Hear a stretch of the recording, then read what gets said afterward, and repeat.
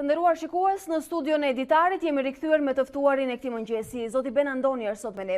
Zoti Andoni, mirësertët. Përshëndetje. Lajme të këqija nga reporterët pa kufina zbresin me 7 vende kur flasin për sulmet, lirinë e medias dhe sulmet në adresë të medias dhe gazetarëve. Patjetër, ishte e pritshme, besoj. Ishte e pritshme mbas akteve që janë bërë ndaj gazetarëve, po ndërkohë dhe nga të themi leksiku që është përdorur nga kryeministri i vendit, por dhe nga individë të tjerë.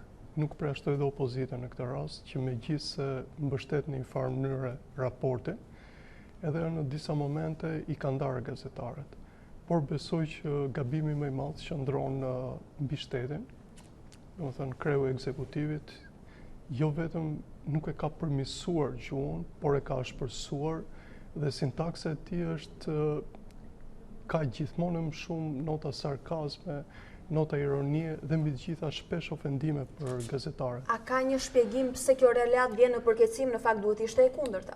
Jo, është normale me sjelljen e zotit Rama. Është normale sepse ju e dini dhe në takimin shumë të madh që bëri Bashkimi Evropian me gazetarët e rajonit, bëri disa, po njëri nga takimet ka qenë në Tiranë. Gjuha e përdorur nga aktorë të ndryshëm në Tiranë ka qenë realisht e dhimbshme. E filloi kryeministri atje në fjalën përshëndetse, madje të themi i çuditit dhe pjesëmarrësit, e vazhduan njerëz të tjerë të cilët e përflisnin aktivitetin, ka vazhduar ndaj akteve direkte në terren të gazetarëve. Ne dim për shembull një gazetar i ri tash u gjend përpara një sulmi verbal, por këto janë zakonisht ka dhe shumë sulme të tjera të cilët gazetarët i kalojnë për shkak sepse u duhet të kryejnë detyrë, një detyrë shumë të vështirë. Por mbi të gjitha ka dhe indikatorë të tjerë të cilët e përcaktojnë, sepse çdo raport. Si duhet lexuar kjo qasje ndaj medias, ndaj gazetarëve?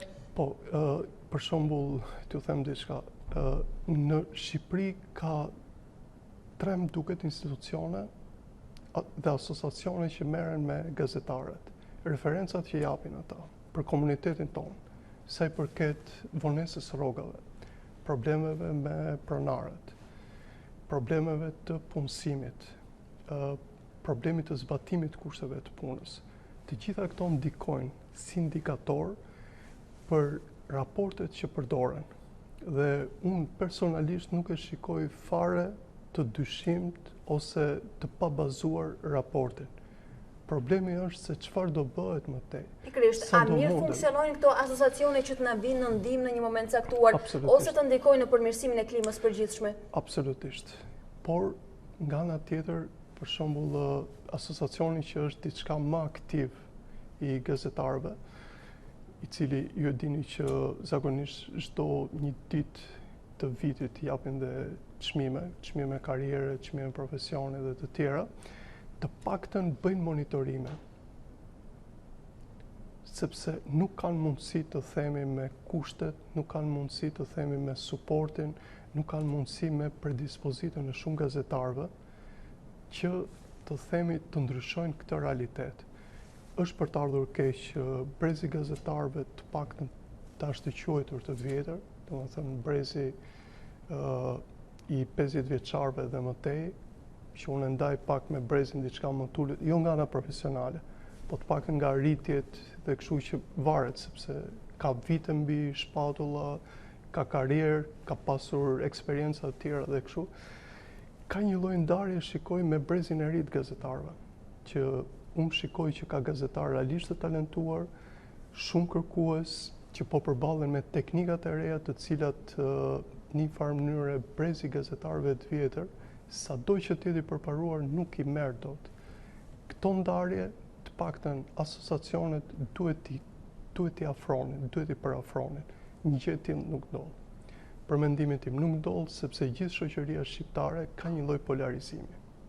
Dhe këto ndarjet vlen edhe për kursin e gazetarëve. Vlen edhe për kursin e gazetarëve. Megjithatë, ky nuk është lajmi i vetëm i keq. Kriza avion nga java në javë duket sikur vetëm është thelluar. Tashmë zoti Basha ditën e djeshme artikuloi dhe vendimin për të bojkotuar zgjedhjet gjithmonë me të njëjtat kushte, duke i riartikuluar ato pavarësisht formës së ndryshme. Sërish kërkohet largimi i kryeministrit për të futur në to zgjedhje. Nga ana tjetër, Partia Socialiste duket se po bën disa tratativa sipërfaqësore, por asnjë rezultat. Çfarë besoni se po ndodh në realitet? Unë realisht besoj që nga dje gjërat kanë filluar të lëvizin ndryshe. Është e vërtet ajo që ju thoni për sa i përket qëndrimit ndaj zotit Rama, por dje realisht është parë një kurs ndryshimi pikërisht nga opozita, që do të thotë opozita nuk ka nxjerrë realisht më në sipërfaqe ekzistencën e zotit Rama, sepse të paktën aktorët kryesor ndërkombëtar që kanë ardhur këto kohë dhe që për të ardhur keq ata vendosin gjithmonë për fatet tona, kanë vendosur pikat mbi për sa i përket realitetit zgjedhor në Shqipëri. Dhe opozita ju e dini që dje nëpërmjet 3 kërkesave, kërkesa e parë ishte realisht dhe kërkesa më bazike është konfirmimi për zgjedhje. Dhe njeriu arbitri i cili mund ta vëzhgojë është OSBE Odiri. Dhe ata kanë marrë kontaktet e para. Po, ndërkohë që një raport u publikua për zgjedhjet e 30 qershori, zoti Basha po fliste nga selia e PD-s pikërisht për zgjedhje të lira dhe të ndershme pavarësisht se pa e di Ramën, nga ana tjetër zoti Rama në sallën e parlamentit po fliste për zgjedhje me standarde, duke u treguar kështu i hapur. Keni shumë të drejtë, vetëm që zoti Rama energjinë më të madhe dje e kishte prapë kundër opozitës për sa i përket problemit të Hollandës. Po ndërkohë, dhe ai ka filluar ta zbusi qëndrimin për shkak të opozitës fiktive që është në parlament, që do të thotë në një farë mënyrë ai e shpreh të themi jo si më përpara në diskursin e vet, jo normal qëndrimin e tij. Apo përdoret kjo opozitë fiktive? Po përdoret, patjetër që po përdoret, por nga ana tjetër është kthyer në bumerang të gjithë klasës politike shqiptare. Sepse vërtet neve mund ta etiketojmë si të duam këtë lloj opozite fiktive, por ata të paktën ligjërisht nuk kanë shkelur asgjë. A janë një katapult për situatën? Jo, nuk besoj që janë katapult për situatën, por janë të themi zbutës e situatës. Dhe zbutja ka ardhur, ju e keni parë, besoj e keni vëzhguar me shumë interes që opozita në një farë mënyre ka rreshtur nga forca të cilën duhet të manifestonte edhe në protestën e fundit. Ishte proteste realisht e madhe, ishte në dukje e fortë, por me një rreshte, që do të thotë njerëzit realisht janë të lodhur nga strategjia që i paraqit opozita, po janë akoma më të lodhur nga mënyra se si zoti Rama nuk do të tërhiqet dhe vendos përpara ta shtëqueturat standarde. Zoti Andoni, duhet më shpjegoni si e lexoni këtë qëndrim të zbutur të opozitës, ndonse ditën e djeshme burime nga Partia Demokratike, por edhe gazetarët tanë atje na thanë se flitet për përshkallëzim të aksionit në terren, përshkallëzim të protestave. Do kishte përshkallëzim të protestave, është ndryshe ajo që flitet dhe ndryshe ajo që bëhet, nëse ata realisht do e demonstronin. Në fakt, u munduan ta demonstronin në protestën e fundit, por me një investim shumë të madh 2 javor, protesta nuk mundi të shkonte përtej 4 orëve. Nuk ishte as pak si protesta e parë, e cila kishte nerv, kishte temp dhe kishte një lloj ide atë që kishte mbrojtur opozita, që zoti Rama nuk do jetë më. Dhe po thoni se ky ka qenë një tregues për një hap mbrapa, për një zbutje qëndrimesh. Absolutisht, sepse dhe njerëzit që marrin pjesë në protest kanë nevojë për një lloj karburanti shpirtëror, dhe karburanti shpirtëror është që të shikojnë dritë në fund të tunelit. Kjo është pyetja që ne ju bëjmë opozitarëve tashmë në rrugë zakonisht. Çfarë do të bëni më tej? Si do t'i ushqeni këta njerëz që kanë pritshmëri nga ju? Dje nëpërmjet sintaksës tyre ata treguan që problemin më të madh tani e kanë për të justifikuar veten përpara njerëzve që i kanë mbështetur. Dhe që rrezikojnë të zhgënjejnë. Që i kanë zhgënjur. Pse kanë zhgënjur? Një marrëveshje ende nuk ka. Një dalje nga kriza ende nuk ka, një formulë nuk është prezantuar. Ende nuk ka, por në rast se në parashtrimin e 3 kërkesave të djeshme do ishte fillimisht e pa negociueshme ikja e zotit Rama, atëherë ata njerëz do e mbështesin përsëri. Nuk besoni se vazhdon të jetë e panegociueshme. Kësa i kanë dhënë zë vazhdimisht? Është e negociueshme. Domethënë, t'ju them diçka, ka një ndryshim shumë të madh të gjithë së folur me gjën e shkruar. Gjithmonë duhet të lexoj me kujdes gjën e shkruar. Lëvën për interpretim ajo që është në letër. Bravo. Gjëja e shkruar është gjëja që mbetet. Atë mund ta interpretosh pa ish dokumenti, kurse gjëja e folur harrohet. Edhe nga gjëja e shkruar, ajo që dëgjuam dhe u prezantua dje, çfarë do të ishte garanci në qoftë se jo largimi i Edi Ramës? Garancia është shumë e thjeshtë tani për opozitën dhe realisht pritet ardhja e ndërkombëtarëve. Unë besoj që në këto pak javët si kufi kemi datën 21 dhe kemi edhe kufirin tjetër që kemi 5 maj, mos gaboj, që është pjesa e futjes koalicione, po prap ka mënyra teknike për të marrë pjesë, për të futur.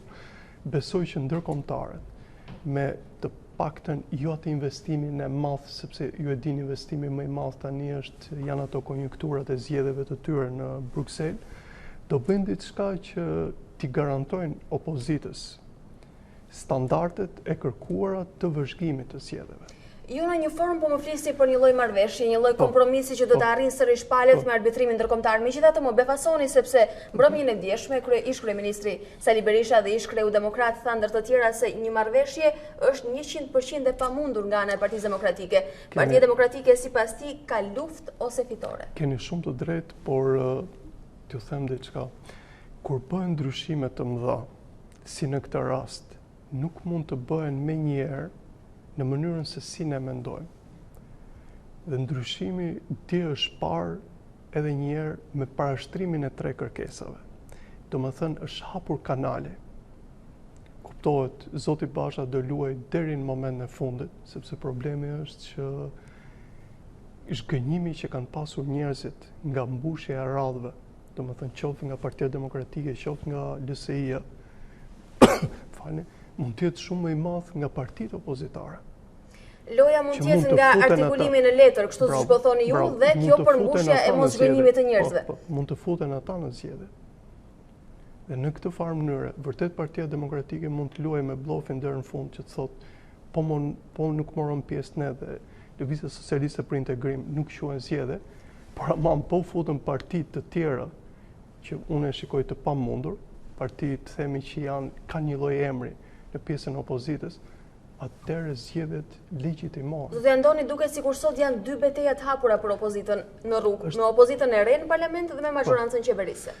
Jo, beteja më e madhe për opozitën, t'ja u them troç, është beteja diplomatike. Mbajtja e këtij kanalit që sapo është hapur një kanal bisedimi me majorancën. Ditën e djeshme. Po, bravo. Ndërsa pjesa tjetër është regjistri që do mbaj me njerëzit. Ata që i ka mbajtur deri tani në tempus dhe energjinë e tyre ka shfrytëzuar për artikulimin e qëllimeve të veta. Dhe ky është problemi më i madh. Ka shërbyer dikur si ndërmjetësues, pse po flisni vazhdimisht për një kanal?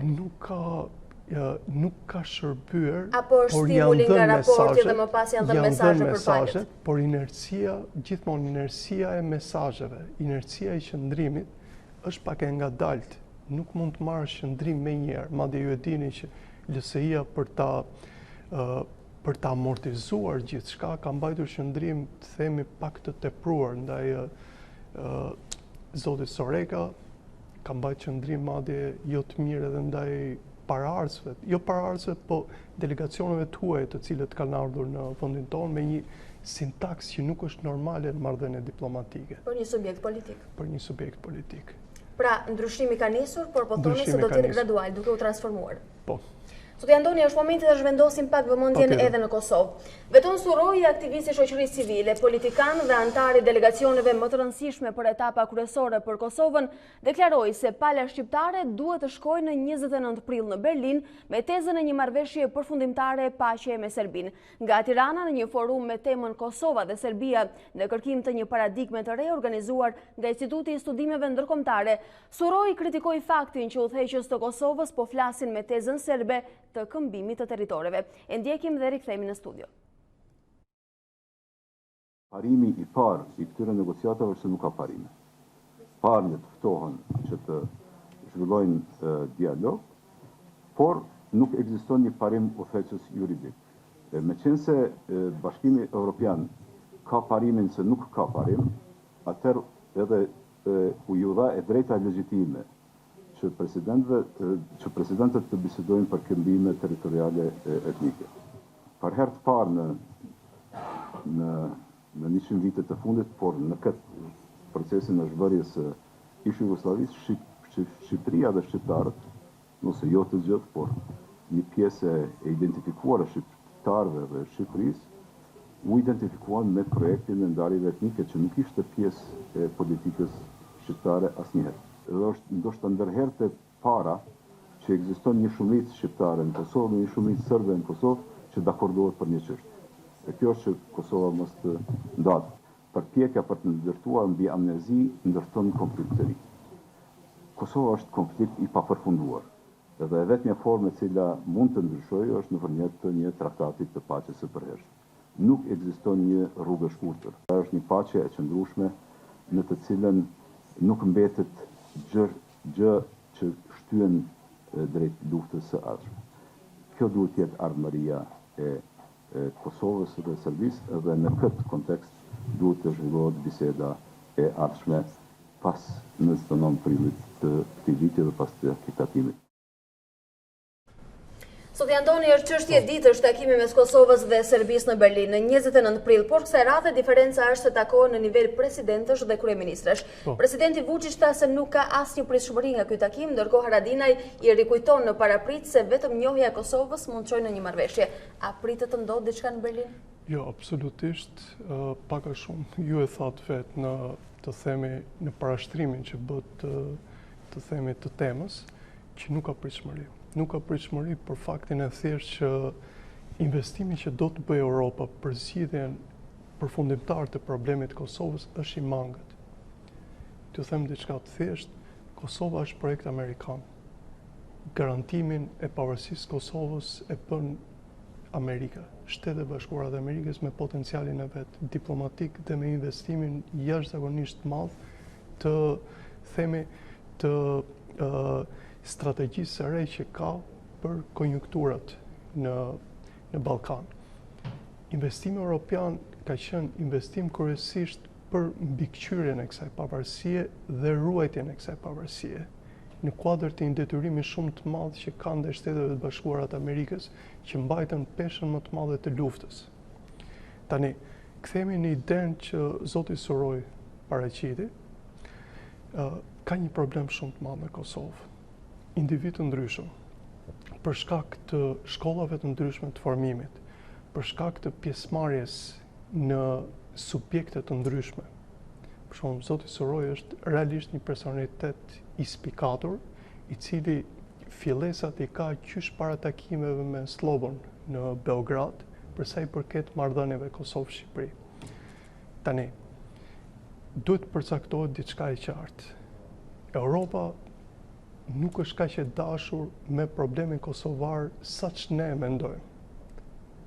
Ndërkohë që nuk duhet harrojmë asnjëherë që Serbia ka hapur 13 kapituj me Bashkimin Evropian, është në vazhd të hapjes tjerëve, dhe në qoftë se do zgjidhte problemin e Kosovës, ata do futeshin ishte vendi i parë. Zoti Andoni, prandaj kryeministri Haradinaj flet për standarde të dyfishta. Patjetër, por zoti Haradinaj bashkë me udhëheqësit e tjerë të Kosovës, problemin më të madh me njëri tjetrin e kanë problemin e unifikimit të qëndrimeve.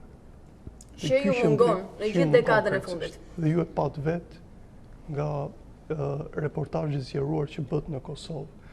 Aktorë të ndryshëm kanë mendime të ndryshme, por kryesisht qëndrime që vijnë nga formimi dhe nga konjunkturat e tyre. Diametralisht të kundërta. Ndërsa problemi i Kosovës është problem i cili këta duhet i bashkonte dhe duhet të mblidhte realisht ajkën e mendimit të këtyre për qëllimin e madh. Ndërkohë që këta e përdorin të gjithë për element politik kundër njëri tjetrit. Domethënë, informacionin që ka dikush, që ka diçka më shumë se tjetri nga një këndvështrim, E përdor E kthen në instrument. E kthen në instrument. Keni shumë të drejtë. Zoti Andoni, në qoftë se po më thoni se sërish jemi në dorë të SBA-ve, ata janë garancia jonë edhe për pavarësinë. Pse e lën Kosovën në këtë autonomi gjysmake në çdo profil? Sepse investimi tyre më i madh në këto momente është në problemet e brendshme. Investimi më i madh i tyre është në gjetjen e një status quo me Rusinë në Europë. Ju e dini që problemi më i madh tani i NATO-s është problemi turk. Është dhe problemi polak. Edhe Kosova duket shumë larg agjendës së prioriteteve. Kosova, t'ju them diçka, e ka mbrojtjen thjesht dhe nga hija e madhe e Shteteve të Bashkuara të Amerikës. Ose nga kontributi i dikurshëm. I ka nga kontributi i dikurshëm, po që duhet vazhdojë, sepse administrata amerikane është investuar realisht. Dhe t'ju them diçka. Dhe zoti Bolton, i cili ka qenë një lloj promotori i ndarjes themi të territorëve, dhe ai në këto momente është thjesht jashtë lojës, sepse po merret me problemin e Venezuelës. Është investimi më i madh i jetës së tij që nëse nuk e përfundon, domethënë karrierën nuk e mbyll ashtu siç e pret, sepse në Amerikë ka shumë të bëjë karriera. Rrezikon me integritetin e tij. Po, duke u kthyer Kosovës, këta njerëz, shumica me përgatitje ekselente, këta duhet bashkëpunonin me njëri tjetrin, sepse Kosova nuk është projekt. Kosova është diçka mbi projektin, është një ideal. Me sa duket faktorët e jashtëm e shohin ndryshe, unë ju falenderoj shumë që ishte të mëngjes këtu. Faleminderit.